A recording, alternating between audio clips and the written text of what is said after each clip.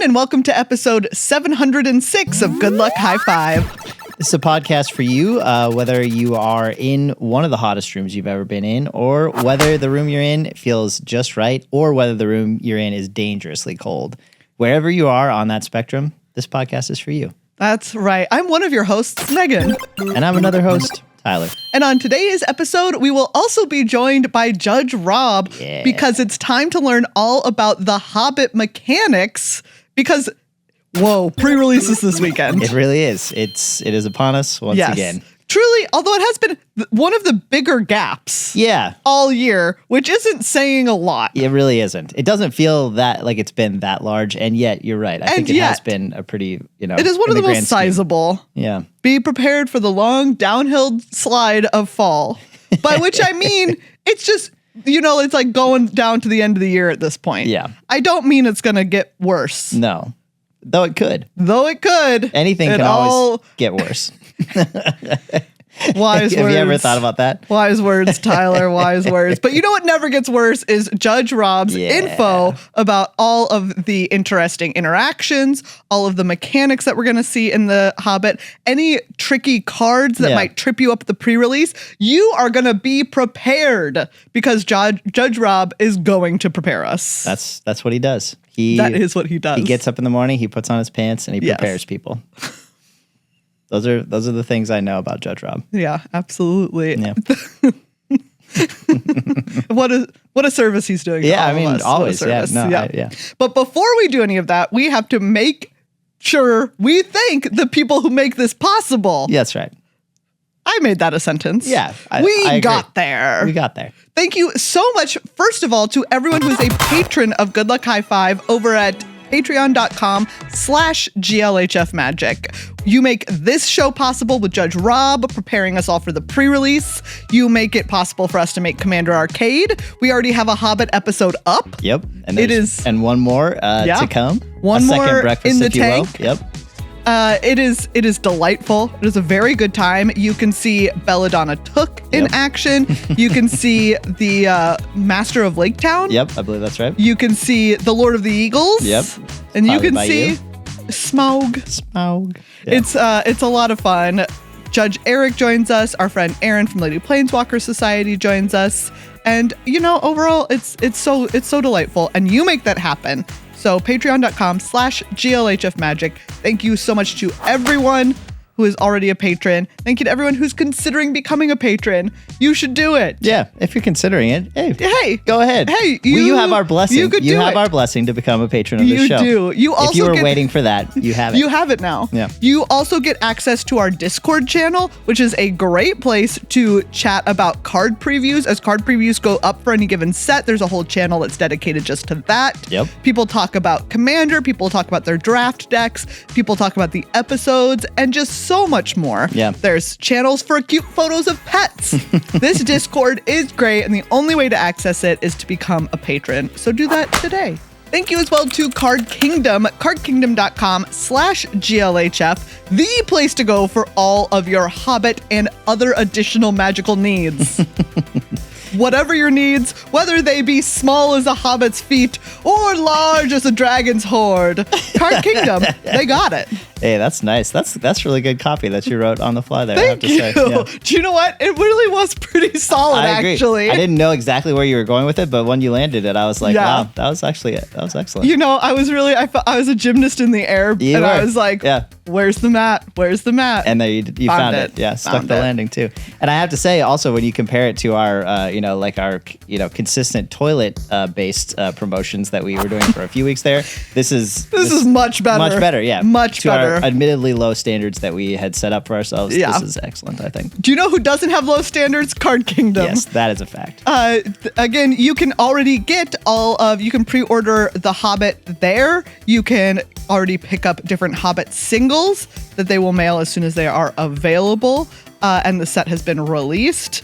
That you can sell your cards and get other different cards or get sealed product. Yep. There's so much you can do. Cardkingdom.com/GLHF. Thank thank you as well to our sponsor, Dragon Shield. No matter what color sleeves you want, Dragon Shield probably has them. Yeah, and even if you don't know what color you want, they probably have a color that you're surprisingly delighted by. Oh my goodness, I'm looking at one right now, very honestly. This is 100% genuine. Pink sapphire matte sleeves. Ooh. Gorgeous. Ooh. I love them. I love colors. Yeah. Same, I love colors, and Dragon Shield's got sleeves for me. But if you like magic art, Dragon Shield has sleeves for you. Yep. And if you like unique dragon-based art, Dragon Shield has sleeves for you. And if you like to make your own sleeves with your own custom art on them, they've also got you covered. In more ways than one. You know yes, what I mean? They've got your cards covered. And they've got your needs covered. Yeah, and your desires covered. And your desires covered. Absolutely. Yeah. Dragon Shield. Where are you going to get the trifecta of coverage like that? Yeah, nowhere. It's Judge Rob, everybody. Hey, here he is. He's here. He is here. Yes, thank you so much for being here. Yeah. How would we get knowledge without you? There's no way. Well, using one of the time-tested methods that have survived since ancient Sumeria. Rob, we don't know any of those. No, Rob, we just have Rob, we would need you to tell us those first. Yeah. Okay, so cuneiform is a writing system invented. Rob, as much as I would genuinely love for you to tell us about cuneiform, we did promise people the Hobbit rules, mechanics, and interactions. It's true. It's true.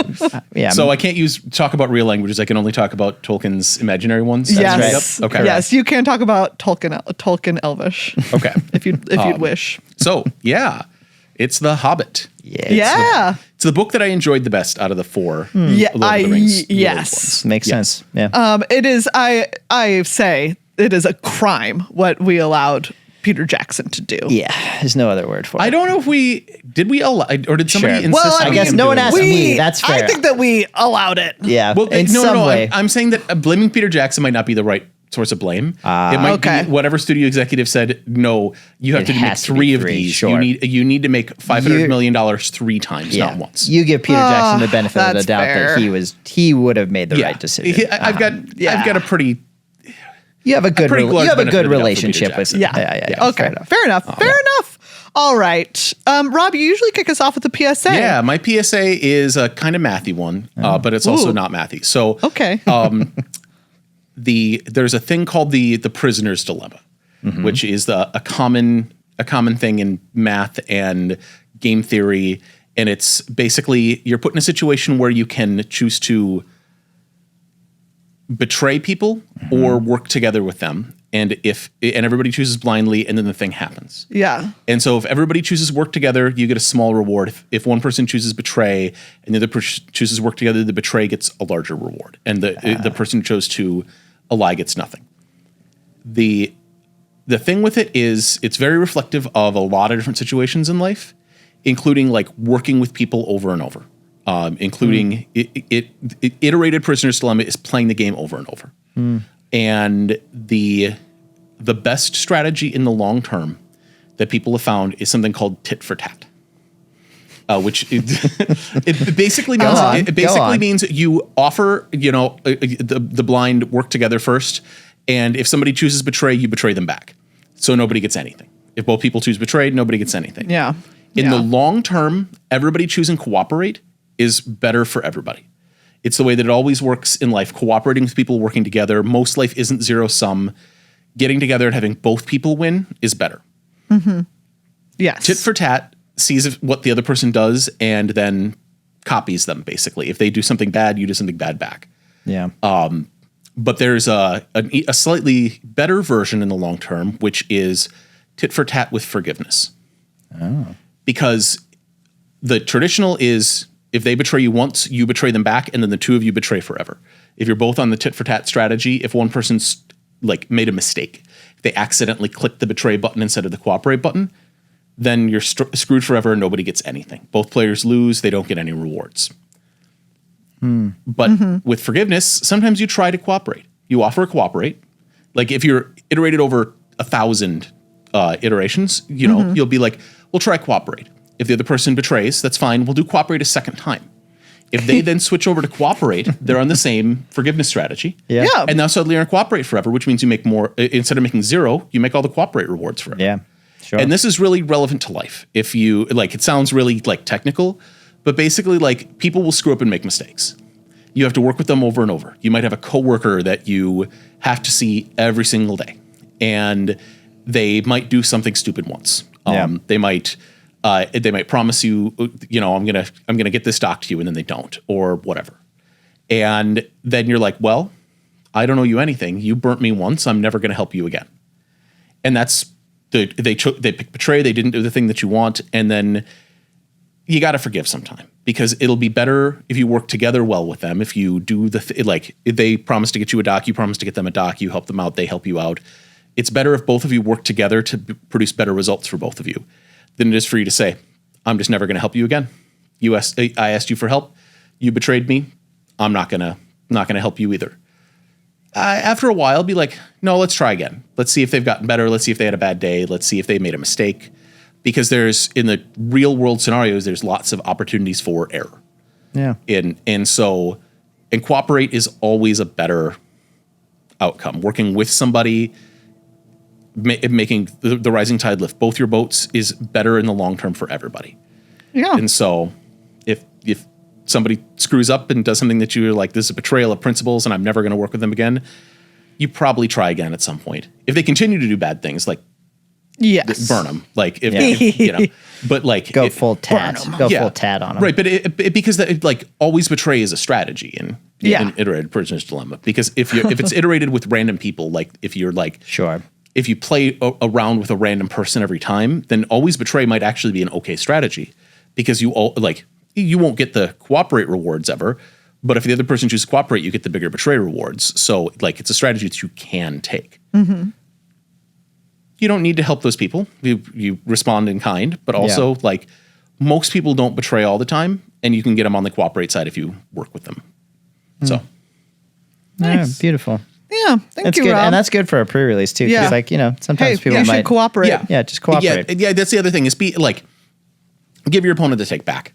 Like, they might be a jerk to you. Like, yes, I fully believe in that. Yeah, if you sit down at a table and somebody's a real jerk and doesn't allow you to take something back, that's like, oh, I didn't realize that that your creature had menace, and I attacked with the soldier. I didn't play my spell correctly or whatever. Can I actually the only thing that's happened is you've attacked? Can I kill this thing instead of that thing, the menace thing instead of the vanilla?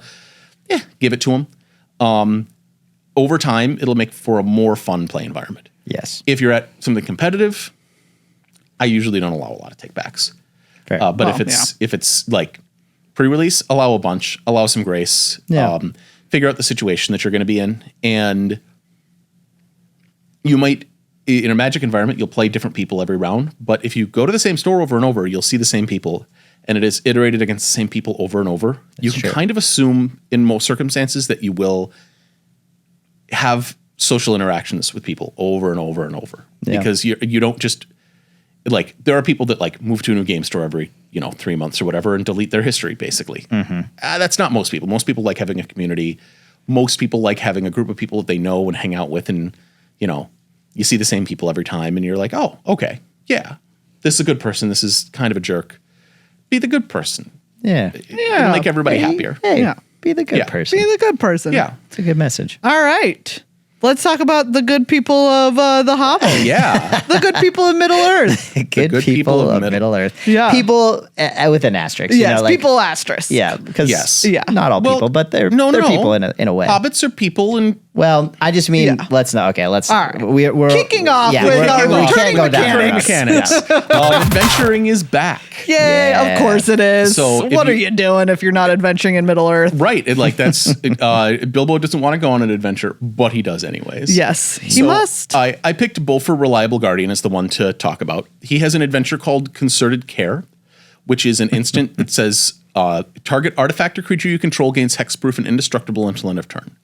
And then he himself, that's white and 1 for an instant adventure, and he himself is a 1/1 lifelink for single white. Nice. So creatures with adventures, if you have the card in your hand, you can cast the adventure side. And then it goes to exile, and it's on an adventure after the adventure resolves. And it has to actually resolve successfully. So I picked this to point out that if the target of an adventure spell, the target is removed, the spell does not resolve, and so it does not go to exile. Yes. Once it's in exile on an adventure, you can cast or play the other side. So if the other side is an enchantment or a creature in this set, you can cast it, or an artifact, you can cast it. There's other adventures from previous sets that have like lands on them, where you could play the land side. And then you do that as you would do the spell normally. So you cast Concerted Care, save a creature, and the next turn you cast Bofer as a 1/1 lifelink for single white. And Beautiful. so you cast it from exile. It's if you played with Strixhaven a bit, Strixhaven has Prepared, which is kind of the opposite. You cast the creature first, then the spell. Just look which side of the text box has the spell. That's the thing that you do first. You can also directly cast the creature from your hand or other spell from your hand. You can just ignore the adventure half, directly cast Bofer as a 1/1 lifelink for single white on your first turn. It's great. Yeah. Maybe you need a Dwarf Scout. Who knows? There might be things to care about dwarves in this set. Who knows? I have to say that Bofer, I think this art is like, it's the perfect first card because It's great. This is also the Prisoner's Dilemma right here. Like these horses are like each side of the Yes. Prisoner's Dilemma. Yes. The one is definitely You eat betray. apple? The one is betraying Oh, by yeah. going after all these carrots, which it is a bigger reward. But this Yeah. one on the side is like bowing to Bofer, and I Yeah. feel like Yeah. it's going to get more This apple. apples in the Yeah, long run. for sure. Like because that horse that's getting all the carrots, you get all those carrots once, but Yeah. then I Yep. feel like you're in Then you're trouble. not trusted. Then you're not Or getting not apples. the trusted You're- horse. You're Yeah. not going to get the gift apples from Bofer in the future. Yeah. Yeah. He'll know you. But he might forgive that horse if he thinks that horse has learned its lesson. Or if that horse is cute. Yeah, which Yeah. it is. Let's be But it honest. is. Yeah. It really is cute. Next up, we have Amass returning. Yeah, Amass is returning. This is a slightly different Amass. So we're going to look at Bothersome Noisemaker, which is red and 1 for a creature goblin bard. It is a 2/2. Whenever you cast a non-creature spell, Amass goblins 1. And it reminds you, put a +1/+1 counter on an army you control. It's also a goblin. So if it wasn't a goblin before, it becomes a goblin in addition to its other types. If you don't control any armies, create a 0/0 black goblin army creature token first. So Amass basically checks if you have an army. If you have an army, it makes it bigger. If you don't have an army, it makes an army, and then it puts a counter on it. It's a 0/0 token. Amass in Lord of the Rings was orcs. In this, it's goblins. In way back in War of the Spark, it was zombies. Yeah. So you get to amass this army. Unlike some weirdo tokens, armies can block. They're great. Nice. I was like, oh wait, this isn't Decayed. Those are strange zombies with a strange thing. True. There's a lot of stuff that amasses in this set. There's some stuff that makes your opponent amass. If something happens to be an army on the battlefield, there are no creatures printed with the army type, but there are changelings from other sets that might be armies. Those will get the counters from amass. They're just an unending stream of things, basically, a lot of the time. There's a lot of little clowns like this guy. This guy's the simplest one. I picked him because he's got a sousaphone. But like, An unending stream of things. yep, unending stream of little nerds. And so the other thing with army amassing is if you are playing with cards from the other sets that amass, and you amass an orc army, and you amass a goblin army, you don't get a second army. You get one army that is both goblins and orcs. Now it's both. Yep. Interesting. All right. And Next- next up we have Landfall. Landfall. returns. Classic. And so Landfall's been in a bunch of stuff in a bunch of sets on just like 1 or 2 cards here or there. It's really strong in green and blue in this set. And so I wanted to call it out. Mirkwood Mediator is blue and 2 for Elf Druid. It's a 2/4, and it has Landfall. Whenever a land you control enters, you may have this creature's base power and toughness become 4/2 until end of turn. And so Landfall is whenever a land you control enters, no matter how it got there. If you return it from the battlefield to the graveyard, returned it from the graveyard to the battlefield, if you played it as your land for turn, it triggers all your Landfall triggers. Landfall is a word that doesn't mean anything on its own. It's an ability word. It's basically reminder text that you can search for in search tools. And like Mirkwood Mediator here, you can get multiple Landfall triggers in a turn. Some of them do something useful, like make an elf if you get multiples. Some, like Mirkwood Mediator, great.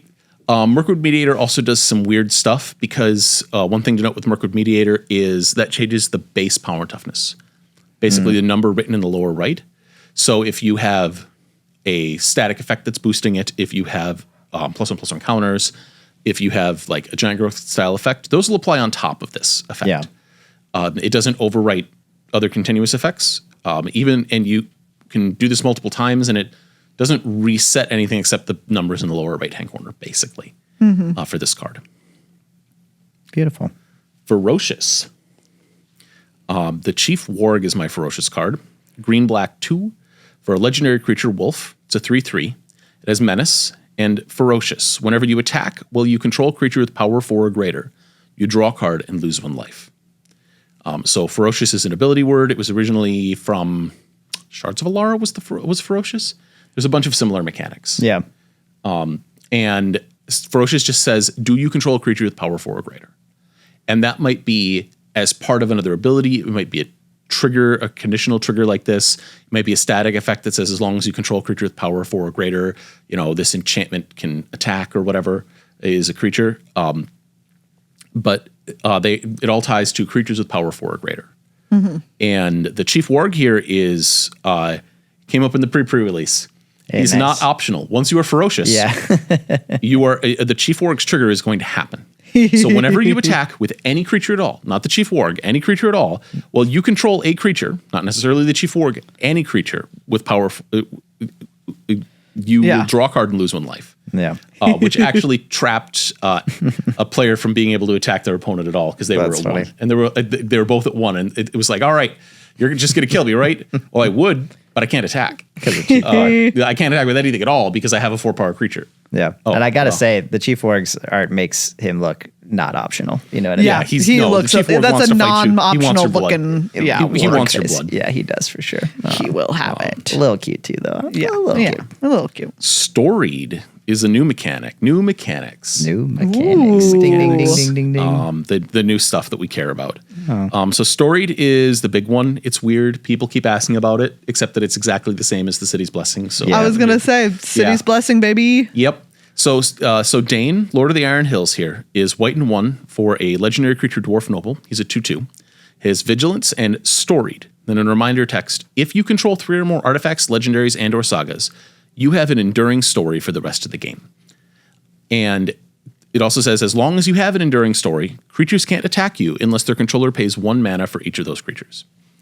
So all the cards that do a thing based on you being storied also have the storied keyword. That storied keyword says if this condition is true while this creature is in the battlefield, it flips you over to having the enduring story status, and you have that forever. There's one way to get rid of it that we don't care about.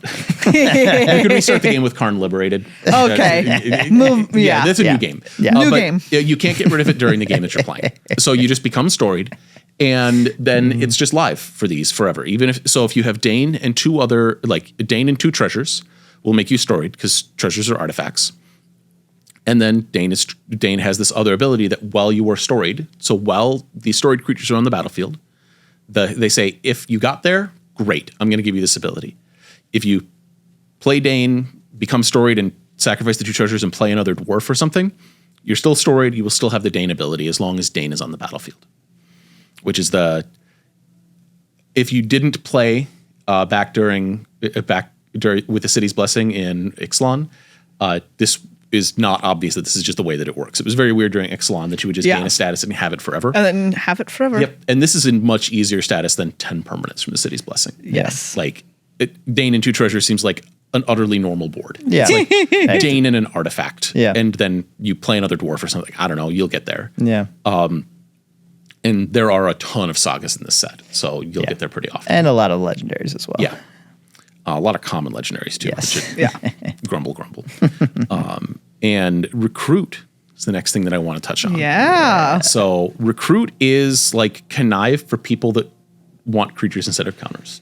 Which I will say is you know me. what? As long as I'm drawing card, I don't care. Megan Honestly, is I'm happy either way. Megan is connive recruit agnostic. Connive is one of my favorite mechanics of the last few years.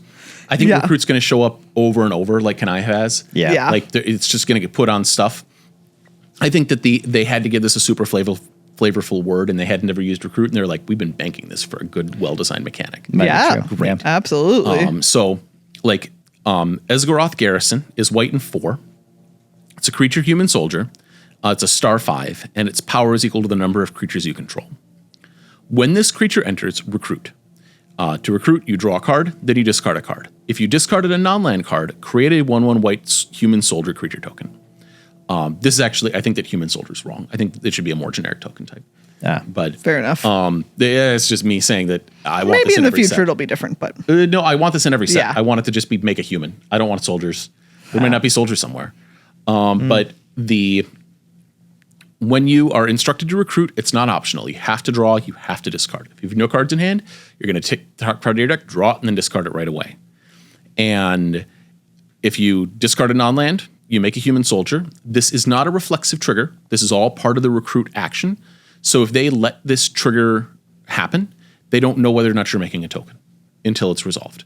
Gotcha. Which is going to change the power of Esgaroth Garrison if it matters. If they have like a fight spell, like there's the Trolls fight spell, they're like, oh, now your garrison's bigger. Well, you should have responded with the trigger on the stack before that token existed.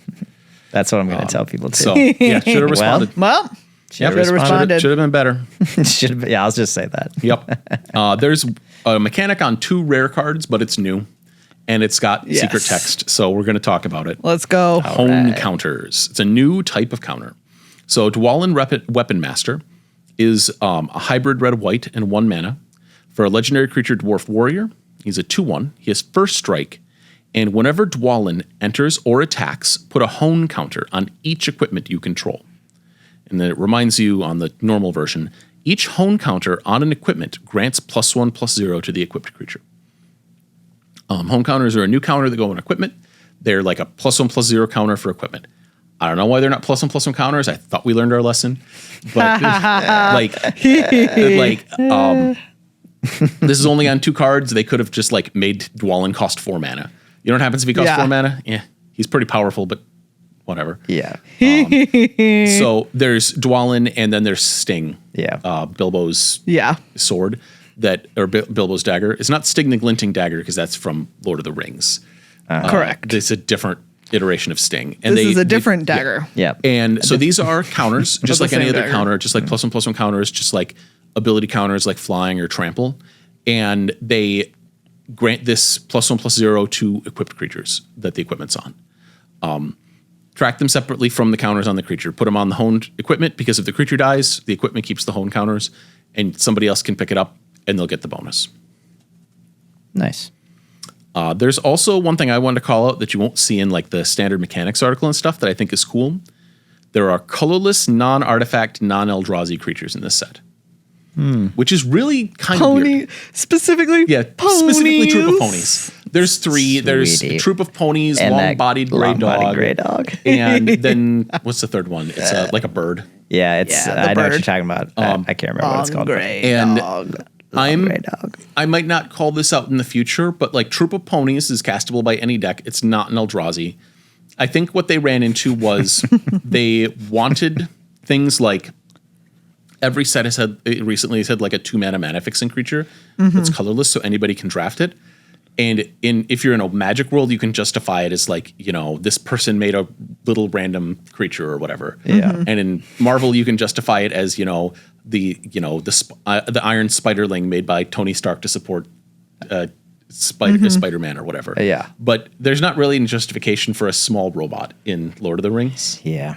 And so they said, we want these to exist. Yeah. We want things like long-bodied gray dog and troop of ponies to exist. So I guess we're making them non-artifact colorless creatures. We need the long gray dog. Yeah. We need that long. We need And- the long gray dog. So these exist. Your deck's going to get to play them. They're not artifacts.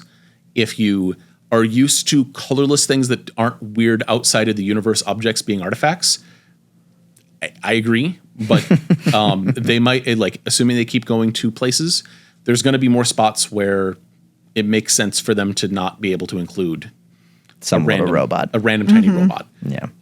Because there aren't any artifact creatures in this set at all, I don't think, right? No, why would there be? Yeah. It's Yeah. probably not. Not that I've. There's no animate mechanical things in the Lord of the Rings. And No, so it's not their instead not you their get, thing. Yeah, instead you get anybody can own ponies, so I guess anybody can own ponies. Oh, sweeties. Anybody can have ponies. Yeah. I didn't say the text of Troop of Ponies. It doesn't matter. Like you get to eat your horses to They cultivate. cute. Yeah. Yeah. They are cute. All right. Well, that brings us to some individual cards. Those are all of Yeah. our mechanics. Yeah. I have the one that I think is going to get the most questions out of common by a pretty wide margin. Ooh, all right. Tell us about it, Rob. Enchanted River's Grasp. Yes. It's blue and 2. It's an enchantment aura. It has enchant creature and says when this aura enters, tap enchanted creature and remove all counters from it. Fine and normal, it's a trigger. Enchanted creature loses all abilities and doesn't untap during its controller's untap step.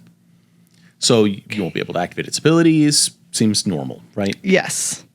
This is kind of weird and dumb. I'm like going to jump down to Rob another is card setting that's us on up my for it list. to not I'm be setting normal. up. It So does if seem you like that have, just to me as well. yeah, if you have, so we're going to scroll down to Mirkwood Pathmaker, which isn't in the uncommons.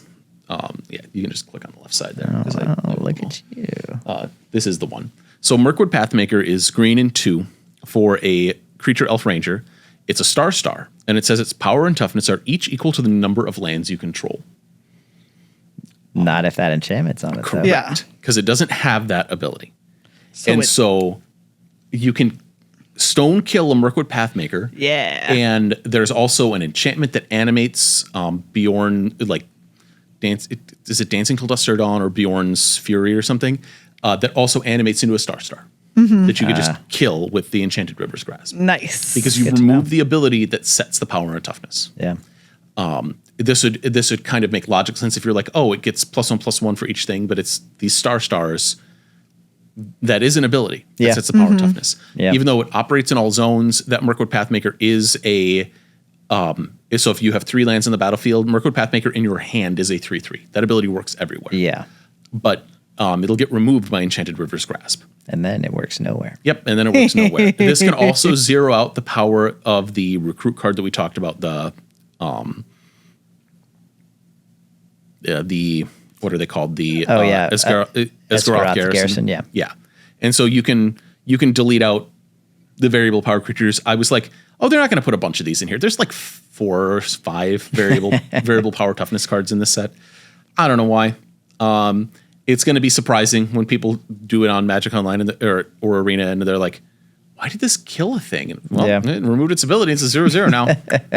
That's what it did. So I'm curious how this card specifically will play out in draft, because a number of the tap enchantments like this in recent sets have had the clause, and it cannot be untapped. So this may get a few people who have become used to that. Well, no, and it doesn't untap during its controller's untap. Right, but I'm saying these have said there have been other ones like Blossom Bind, which says it simply can't untap. So cannot even if they ever. have an instant that says untap target creature, you cannot ever surprise someone and get if it you have combat another or way to something. do it. Right, and there's a number of untapped effects in this set. Actually. So just curious. Yeah, it'll be interesting to see. People are going to be surprised. Beware. So the other thing is, I think this is kind of mid removal a lot of the time, anyways, because it's like 3 mana. True. It's fine.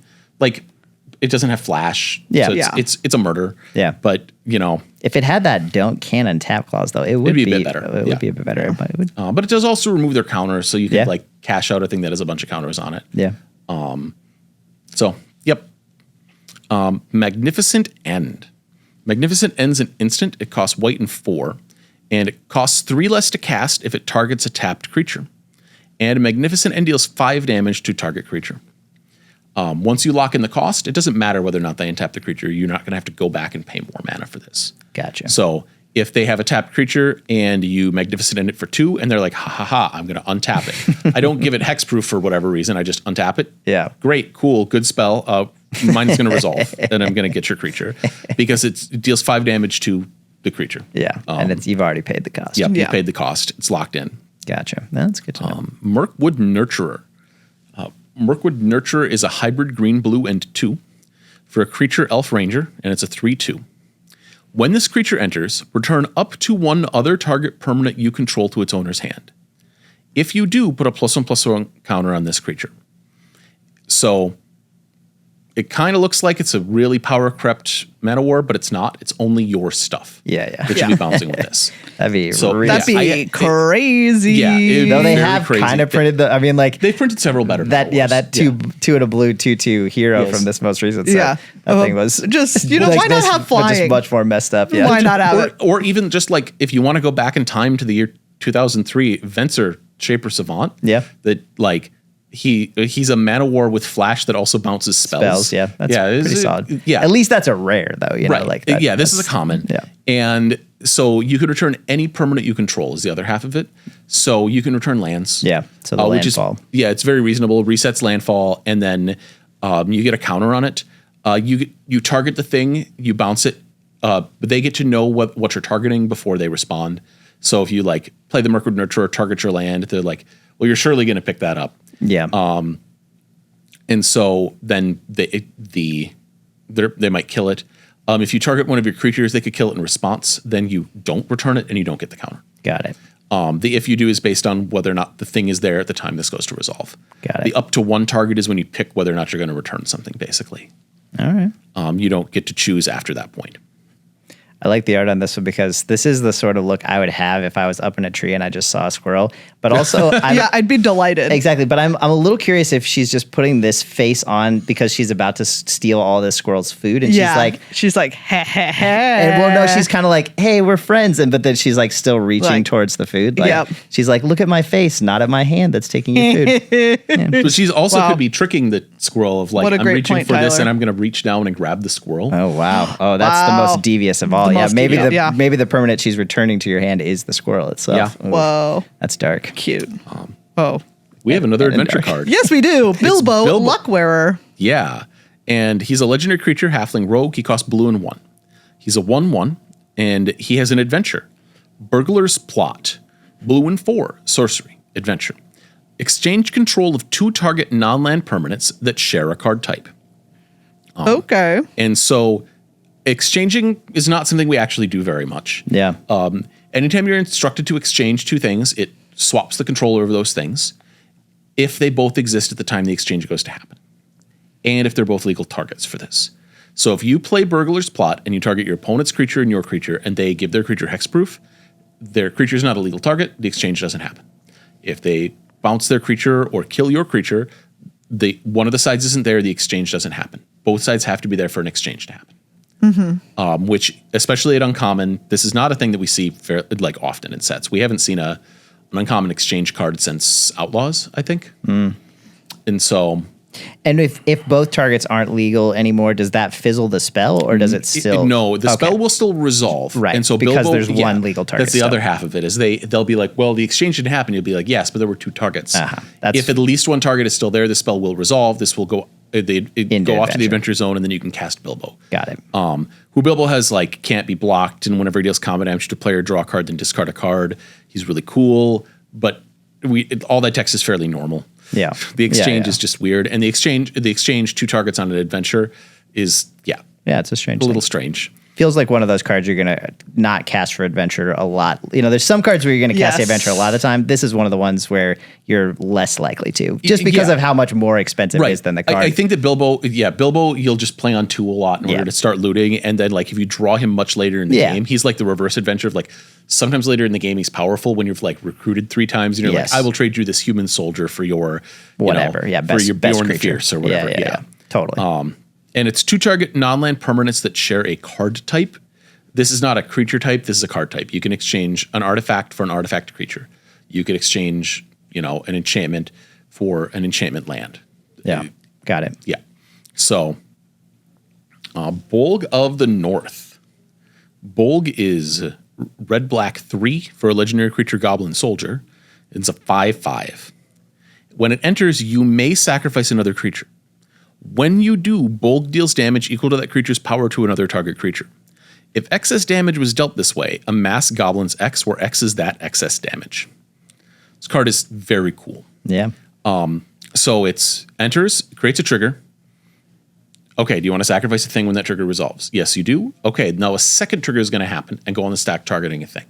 They will know exactly how much damage will be coming out of that trigger because it's based on the power of the thing you sacrificed to the first trigger. That second trigger determines... or it's locked in for how much damage it's going to be. At the time that trigger resolves, it does the damage, and then if excess damage is dealt, you get to amass. If the thing isn't there, your trigger doesn't resolve, you don't get anything. If they pump up their creature, you don't deal excess damage, you probably don't get anything. The excess damage is damage over the toughness minus damage it's already dealt. So say that you have a 3/3 army, you attack, they have a 5/5. They block, it takes 3 damage. That has 3 damage marked on it. You play Bolg, you sacrifice a different 3/3, you deal 3 damage to it. It's a 5/5 with 3 damage marked. It only needs 2 damage to kill it. You have 1 excess damage, you amass for 1. Arena is going to be fairly actually transparent about this because it's going to decrease the toughness, which is incorrect, but fine enough. And then you'll be able to see, okay, that 5/5 has 2 functional toughness that it needs, and then any damage that's over what's needed to kill it is excess. And that's what's going to get you your amass out of it. Got it. And it's 2 triggers. It's a reflexive trigger. I actually like the design from your opponents get to respond sensibly standpoint. It's just weird. Yeah, there's a complication to it. Yeah. And then next up we have Nasty Little Rabbit, which is, a goated card name for sure. And goated this art. Yeah, yes. it's great. It's, I mean, definitely, we're jumping the gun a little bit, but like the cutest card thing is going to be done by Maria remotely. So we don't know what the cutest card is going to be, but if it's not this this one, Megan is going to riot. There's a lot of choices. There's in a lot of cutest choices. Cards. It could be Great Fierce Bee. Yeah, it could Great be. Fierce Or Bee that is a Great hell of an Fierce art. Bee is cute. Or that long-bodied gray dog too. Like there's. Look, what about this rabbit? Okay, so needless to say, Nasty Little Rabbit is just a single green mana for a creature rabbit 1/2, and as ferocious at the beginning of combat on your turn. If you control a creature with power 4 or greater, put a +1/+1 counter on this creature. Yeah, the Nasty Little Rabbit does not say the word another. If he's nasty enough, he will make himself nastier. So if Nasty Little Rabbit gets up to 4 power at the start of combat on your turn, Nasty Little Rabbit goes, hey, is there a creature with 4 power? Yeah, I'm a creature with 4 power. And then puts a counter on himself. I'm a creature with 4 power. Yes. If I get that to happen, I'm gonna enact that every time it happens. Like, I'm a creature with 4 power. I'm a creature with 4 power. Oh, congratulations. You get a +1/+1 counter. Cute. Yeah. Thanks, me. All right. Old fat spider can't see me. Rude. This is a saga. Chapter 1 says target creature you control gains hexproof for as long as this saga remains on the battlefield. Chapter 2 says prevent all damage that would be dealt by up to 1 target creature for as long as the saga remains on the battlefield. And chapters 3 and 4 say draw a card. Yeah. It costs blue and 2. Yep. This is really weird saga design, so I wanted to call it out that it's as long as the saga's on the battlefield. They could exchange for this with Bilbo and take it, and then it still applies. Nice. And we'll talk about this a little bit later with the saga as well. Saga is a chapter abilities go on the stack at the start of your pre-combat main phase, and then if there's no saga abilities and it has saga counters equal to or lore counters equal to the number of steps it has, then it'll get sacrificed. But that ability will still be on the stack until it's off the stack. So the creature will have hexproof and the damage prevention will exist as long as that triggers on the stack for 4 even. Got it. And it's going to sit out there and be a saga that does this thing as long as it's out there on the battlefield.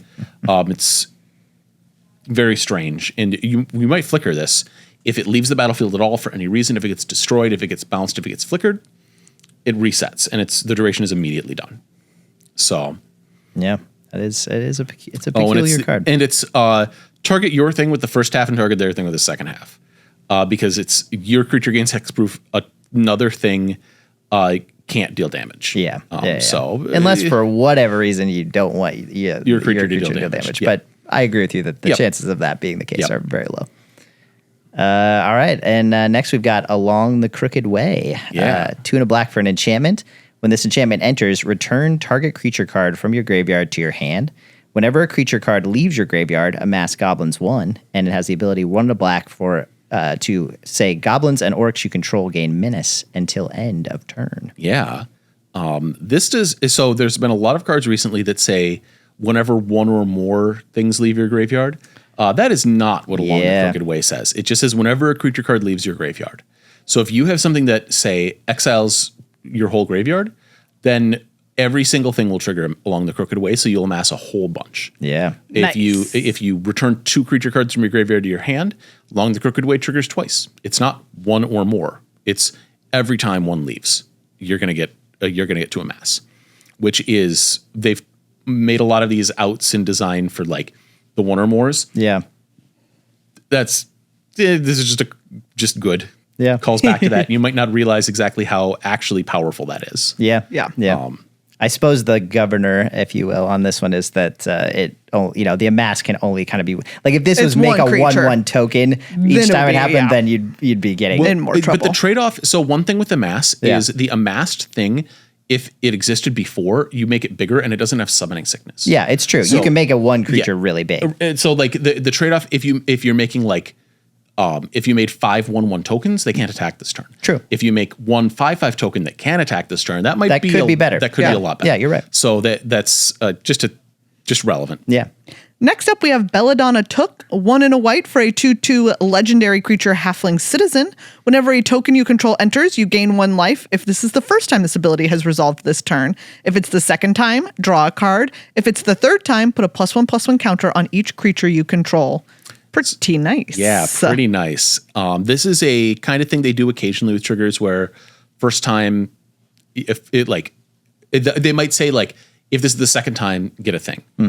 This is Belladonna Took specifically says first time, second time, third time. If you get more triggers than that. So if you have something that makes 5 tokens, this will still trigger 5 times for the 5 tokens. The first 3 will do something and the other 2 will do nothing. There's no out clause for additional. Belladonna Took wants exactly 3 friends.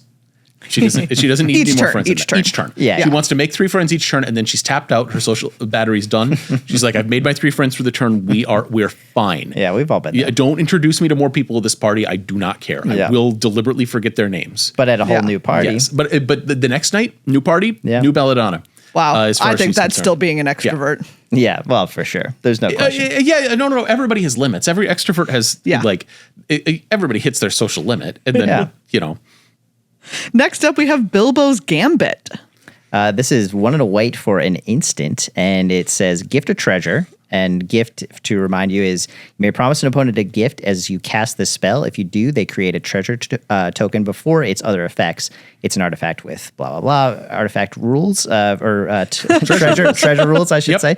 And then the spell itself is return target spell to its owner's hand. If the gift was promised, players can't cast spells this turn. Yeah. Ooh.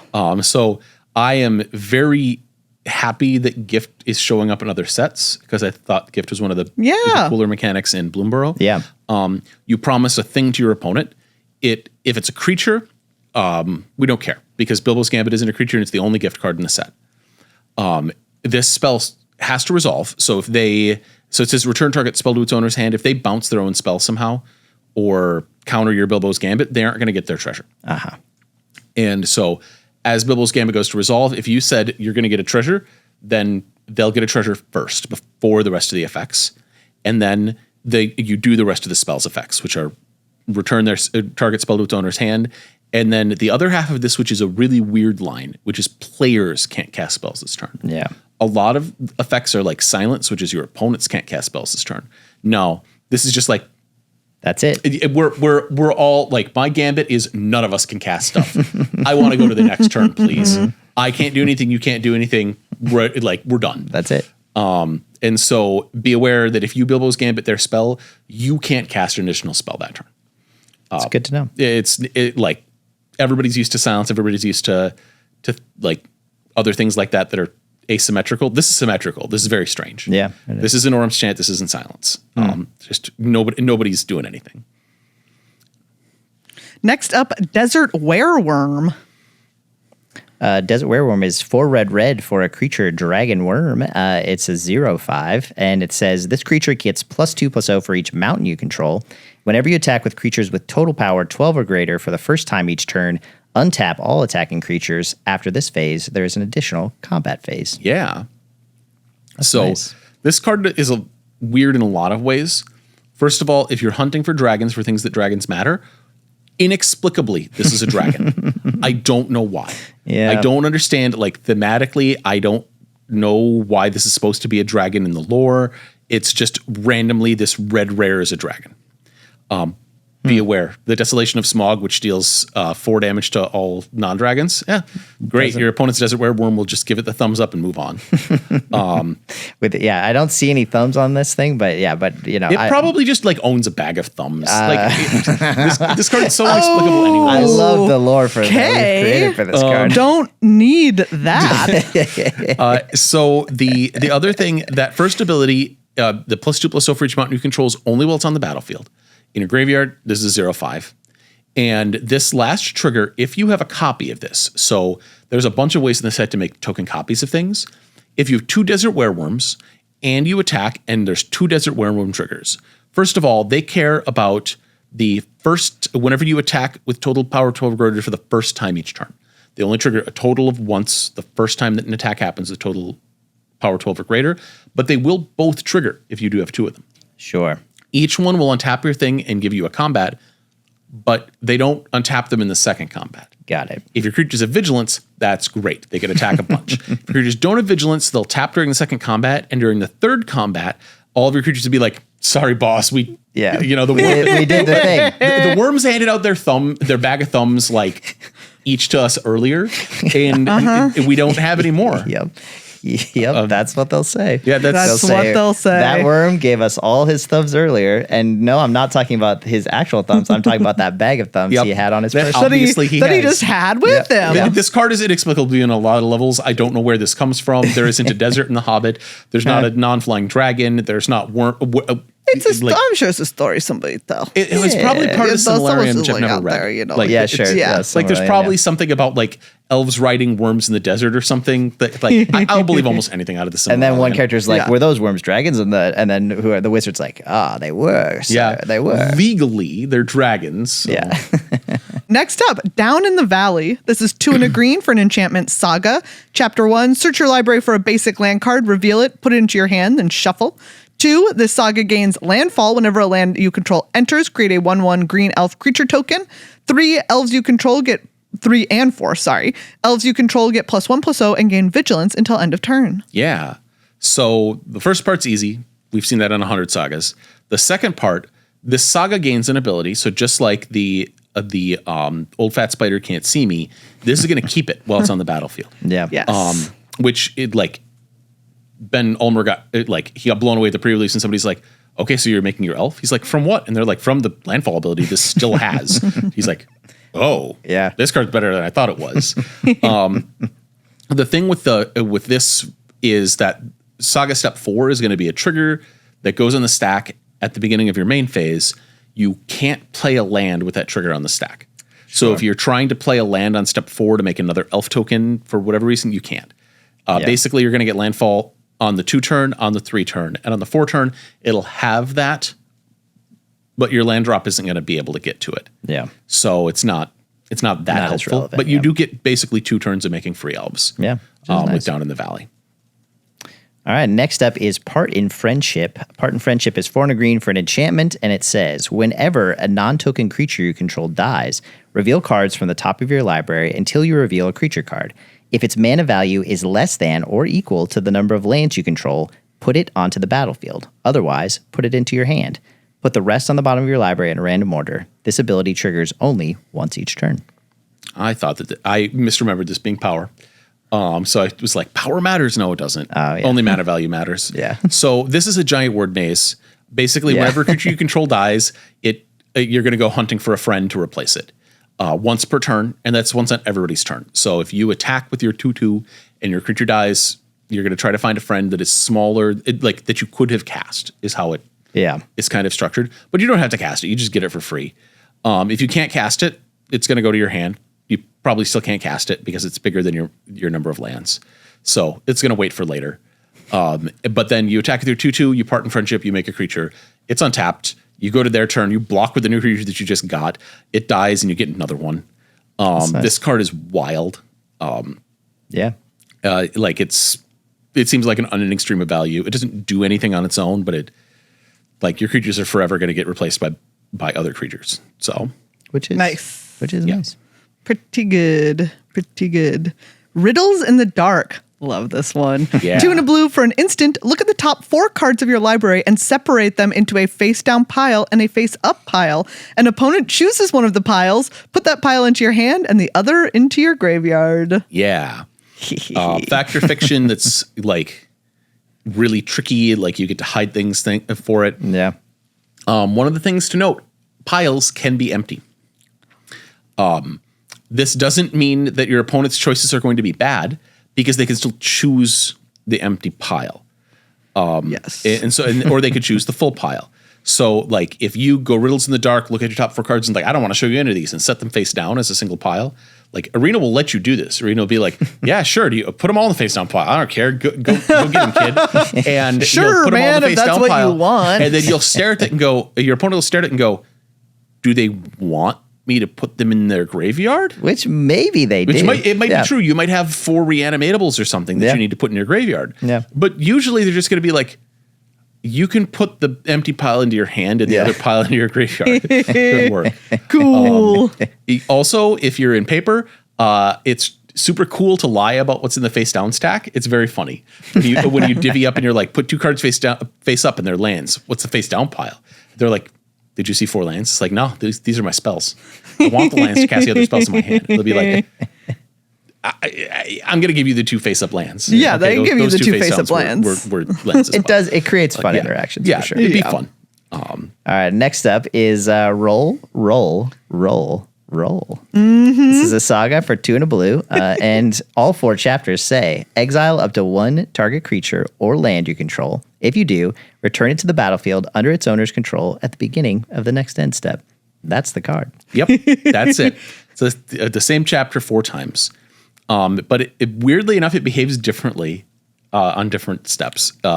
So when it first comes out, you're going to exile thing, and then on your end step, it's going to come back. Yeah. On the next turn, at the beginning of your pre-combat main phase, you pick a target, and then you pick up to 1 target, and then you exile it, and then it doesn't come back right away. Like functionally, a lot of the time, the first chapter is like kind of untap a land or a creature because it's going to flicker right away. Yeah. But then the later ones are just like, send it away. You won't be able to attack with it if you target a creature.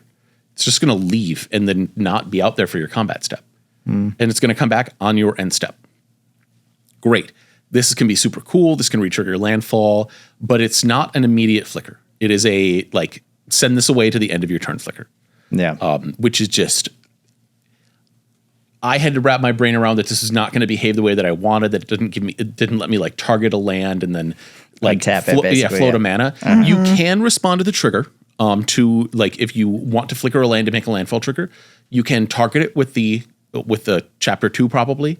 And then you can respond to it by tapping the land. If you want to do this on Arena, you have to be, in full control and maybe holding control as well. Sure. I don't know. I haven't tried to respond to Saga triggers. Yeah.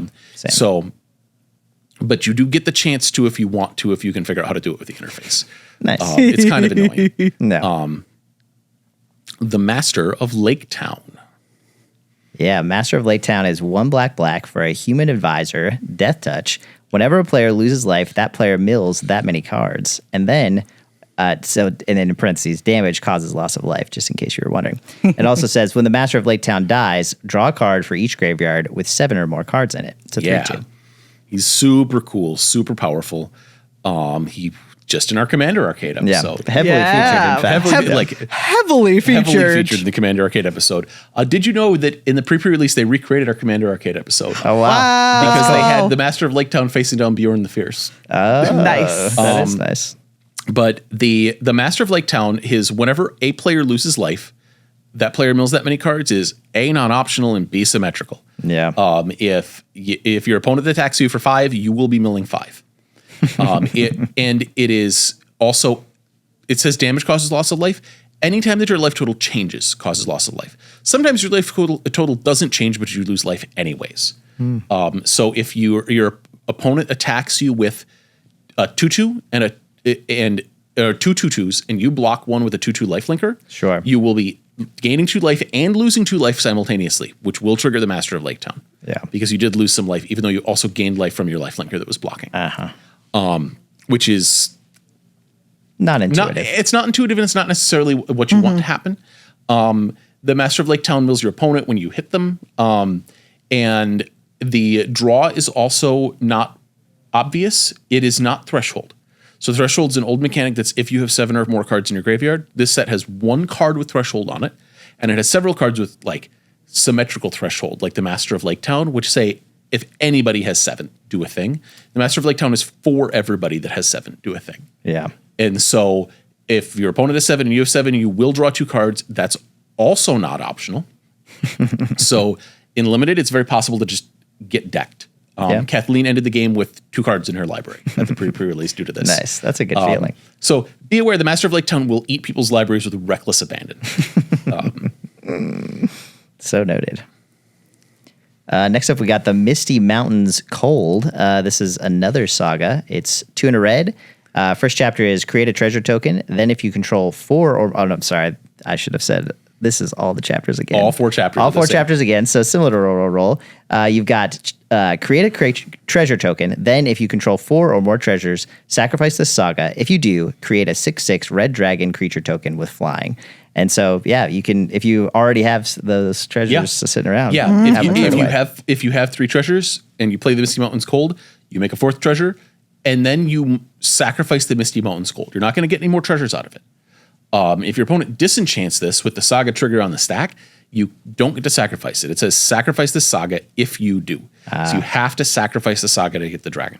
Yeah, you cannot get. The first time I read this card, I was like, I can have 4 dragons. I'm going to put this in a commander deck and make a dragon every turn. And then I reread it. I was like, I can. It's a lot more work to do that than I thought. Yeah. Because you have to sacrifice the Misty Mountains Cold. The future chapters aren't going to happen. Whenever you get to 4, the Misty Mountains Cold summons a dragon on you. And then, Beautiful. Next up, we got Bjorn the Fierce. And this is 3 green for a bear shapeshifter warrior. It has trample. Other bears you control get +2/+2. And at the beginning of combat on your turn, put a trample counter on up to 1 target creature you control. It becomes a bear in addition to its other types. Then if you control 3 or more bears, draw 2 cards, and it's a 6/6. Yeah. So Bjorn is the thing that makes other weird counters in the set. Yeah. Trample counters. If a thing already has trample, that's fine. Still put a counter on it. So my pro tip for the pre-release is make the counters anyways. It seems a little weird with Bjorn, but the counters help you remember that thing's permanently a bear. Yeah. When Bjorn the Fierce targets a thing and goes, bear down, they're a bear. There's no duration on that. It's just, that's a bear now while it's on the battlefield in addition to its other types. And he makes a bear and then he checks the number of bears after he bearifies somebody. And so after he embarrasses them. After he embarrasses them. Mm-hmm. And so and that's every combat that you have. So you go to you play Bjorn, you go to combat, you make a thing a bear. You may or may not draw cards, but he also says other bears you control get +2/+2, which lets you attack pretty valuably with a lot of value with that bear. Yeah, definitely. But it's a bear with a trample counter forever, and so basically the trample counter doesn't set it being a bear, but it really helps you track whether or not it's a bear. Yes. I like that. I like that way of thinking about it. All right, next up is Dancing from Dark to Dawn, another bear-themed card. This is 3 green for an enchantment. Whenever you cast a creature spell, you put X +1/+1 counters on target creature you control, where X is that spell's mana value. And it also has landfall. Whenever a land you control enters, create a 2/2 green bear creature token. Yeah. So the Dancing from Dusk Till Dawn, the X +1/+1 counters are based on the mana value, and it has to be a creature spell. The target goes in the stack, and it can't target the thing that you're casting. Yes. Because you're casting the creature spell, the trigger goes above that on the stack, and it targets a creature that's already on the battlefield. Yes, makes sense. So you need a friend to get if you want to reward your bear or other creature needs to have a friend to give the counters to. It gives a lot of counters. This card gives it a crazy amount of counters as far as I can tell. Yeah. But it's it needs to be a thing that exists out there before the creature that you're casting. Yeah. Good to luckily, know. you get free bears all the time by playing a land. It is. It does. It helps itself. On it. Yeah. It makes its own gravy. It's pretty good. Yeah. I don't like to think about it being bear gravy, but let's just say the bears are making gravy. The bears are making the gravy. Yeah, the bears make the gravy for everybody over else. that fire. Yeah. Beautiful. Yeah.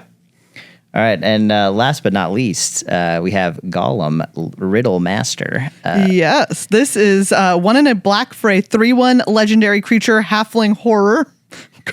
Great creature type line. It's a great type. It is. As Golem enters, choose odd or even. 0 is even. Whenever an opponent casts a spell with mana value of the chosen quality, choose one that hasn't been chosen. Put a +1/+1 counter on Golem. Each opponent loses 2 life and you gain 2 life, or draw a card. Yeah. So the other thing that reminds you 0 is even. Most of the time they're not casting spells with the mana value of 0, even though there is one in this that you can open in this set. You can open Mox Amber. Oh, true. And so you can open zeros. The pay attention to what your opponent's doing. X counts towards this. So if they cast a spell that is like blue X and they pay 2 mana, that'll be even because you count up the whole thing and figure out what the total is. Got it. Additional costs and cost increasers and cost reducers don't have any effect on this. Alternative costs don't either. You look at what the actual mana value of that actual spell in the stack is. So if they cast Force of Will by pitching a blue card and losing a life, it is a odd mana valued spell on the stack regardless. Got it. Also, you will trigger this 3 times. Then you're done. Yeah. Gollum will ask you 3 riddles, and then you are done with Gollum. I actually liked it better. So again, get on out of there. Am I right? Yeah. Adam Savidan started to read this card and he misread it as a -1/-1 counter. He's like, why would I want to do that? And I was like, that's a better design. Yeah, like the last one is he go away. Yeah, Gollum kills himself after as the final riddle. Nope, he just gets big. Yeah. And so, yeah, I think it's funnier if he does, but he doesn't. Eventually, you end up with the 4/2 that you drained and drew a card. Yeah. But your opponent kind of controls it, but kind of doesn't. I haven't done any kind of math to figure out whether or not there's more odds or evens or when you would want to do this. Yeah. Pick a thing. You'll get some rewards randomly. Yeah. But you can't get a 4th reward. You only get the 3 riddles because you have to choose one that hasn't been picked. If you picked all 3, you can't do that. So Yeah. Pretty good though. Yeah, Still pretty good. Pretty good. Pretty good for 2 mana. Yep. Well, thank you so much, Rob. Welcome. And as Tyler said, usually here is where we give you cutest and grossest cards. But Maria is not here. Yeah. So we're going to throw to Maria for cutest card, which is a mystery to us. Hi everyone, Maria here, and I am going to award the cutest card for The Hobbit. I'm not in the studio, as you may know, because I'm in Scotland, in Edinburgh, more specifically for my musical, Endometriosis the Musical. Go and see it if you're in Scotland. It runs the 5th through the 31st, and it is hilarious and awesome. Anyway, back to the topic at hand, cutest card. Now, The Hobbit has an extremely high cute card density. This has been happening more and more in recent sets, and I've got to give Wizards of the Coast 2 big thumbs up because cute cards, everybody loves them, and I just want to reward excellent design and artistic design. So let's get into some cute cards. Before I can award the cutest card, you know how I do. I've got to award some of the runners-up, and believe me, there are a lot in this set. First up, long-bodied gray dog. What a good boy. He's an old chap, but a good one. He's very long, which is a cute way to live life. He's a little scrunchly, though, and so I can't really give him cutest card because his scrunchliness, in this case, is not next to godliness. I do appreciate, though, that he's helping to clear the table. Something that I'm not good at because I am a dirty bird. Coming up next, we've got Troop of Ponies, a very cute card, and I love the discussion Rob gave in this episode about its usefulness and why it happens to be in this set. Who doesn't love a troop of ponies? Once I saw some wild ponies in Wales, and it was one of the highlights of my natural life. Next up is an uncutest card. I give it 2 big thumbs down to settle the wreckage. Why would you reprint this card, Wizards of the Coast? Do you have something personal against me? If you do, can we just talk about it? Why'd you have to go and print a card to try and get back at me? What is this card? I hate it. Next up, Most Decrepit Old Bird. This card is cute in much the same way that long-bodied gray dog is cute, and that's a scrunchly old cuteness. This bird looks to be falling apart, though, so unfortunately not going to win cutest card, but it might win best card name, although we could probably just give that to the entire set of The Hobbit. The card names in the set are fantastic. All right, then we've got front porch sentries. We have 3 little goblin soldiers. Now, it depends on kind of what time of the month. If you think these goblins are cute, I meant what time of the day or the week. Now it sounds like a period thing. What I mean is, how are you feeling that day? Are you feeling like little creepies hiding in the shadows are cute? Well, on that day, you're going to find front porch sentries cute. On other days, you're going to be like, no thank you, I'm too scared. Next up, Stir Up Trouble. You know I like animals who are a little bit mischievous in cutest card. And this little gobbo is very mischievous indeed. I will prepare something particularly uncomfortable for you, says the goblin. A cute activity, making a poison soup. Adorable. Next up, there's a lot of cute bears in this set. I'm going to have Dancing from Dark to Dawn kind of be like the main bear holder of the bear cuteness crown. It's a very cute card. It is slightly pushed, and we all know that. I mean, just look at it. But also, I love the artistic design of it with the fire in the middle in the forest. I think it's beautiful, so we'll give it a nomination. Little Bear, a lot of people are going to be like, this should be cutest card, and I'm going to tell you that this card has been pushed into oblivion. It's not quite the cutest card, the most pushed cutest card I've ever seen, but it certainly is high up on the list. Nevertheless, it is very cute, and one bear looks like he's about to boop the other bear's snoot, while some butterflies flap in the distance, and by the distance I mean right in front of them. You know what? I'm jet-lagged. Little Bear, you've got a nomination. Now, Tyler and Megan talked about this card on the show, Mirkwood Nurturer, with this elf ranger who's reaching out to some like fruit that a squirrel is like, excuse me? Excuse me? Don't take my fruits? And the cuteness of this card is the squirrel who's got the fruit and is running away, surely to cut the brakes on Mirkwood Nurturer's car, because ain't nobody stealing these squirrels' treats. Next up, Nasty Little Rabbit. Now, I heard the talk about this card from Megan and Tyler and about how it needs to win cutest card. And I just want to say, you know, you can't buy my vote. You know what I mean? You cannot buy my vote. I love this card. This card is incredible. It's just not quite the cutest card, okay? It's second best. It almost won. This card is this rabbit is engaged in a cute activity, stealing food. It is cute. It's got two little bunny ears. It's running through a hole. All cute. Very, very cute. I like this card a lot, but it just doesn't have the mischievousness that I see in the eye of the cutest card winner for The Hobbit, which really pushes this next card that's going to be the champion over the top. It's just looking at you through the card like it's like, I know what you did. And that card, the winner of cutest card for The Hobbit, is none other than Great Fierce Bee. Congratulations, you are the cutest card. Now, is it slightly pushed? Absolutely. But is it also a little mischievous fuzz bottom? Yes, it is. Great Fierce Bee. Looking like it's got a little arms out, looking at you like it knows all of your secrets, and it's got its fuzzy little butt. It's got a great card name, Great Fierce Bee, which I think was probably Megan's nickname in college.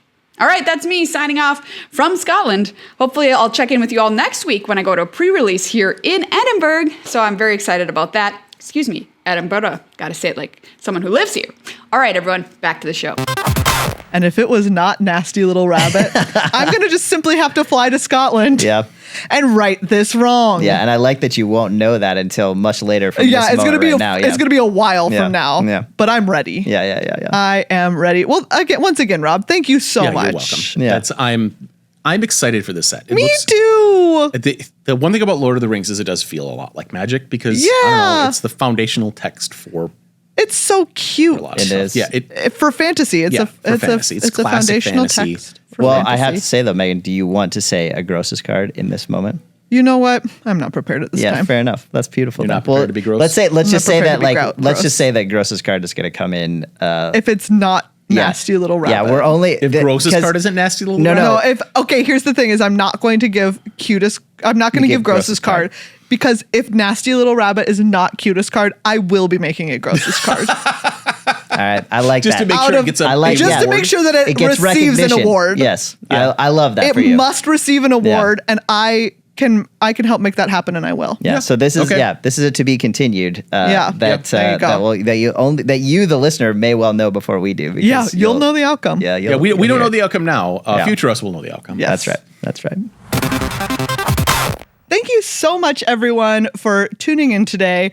Thank you again to Judge Rob for being here. Yeah. What a load of knowledge. I know. Always. I mean, like, I always wonder if I've brought a backpack big enough to carry the load of knowledge that he's dropped off, and I never have. I keep getting a bigger and bigger backpack to bring with me, and every time And your current backpack is comically large. Yeah, it's a novelty backpack. Yeah, I know. People stop me on the street all the time and say, like, why are you carrying that thing around? And I was like, well, have you ever met Judge Rob? And they're like, no. And I'm like, well, here's a podcast for you. And then sometimes they listen to it, sometimes they And then away. sometimes you see them in the future after they listen to it, and they also have purchased a comically large backpack. Yeah, because they're like, just in case they meet Rob someday, and Yeah. he's willing to give some of his knowledge to them. Yep, because then they'll need it. Yeah. He really did prepare us. Yeah.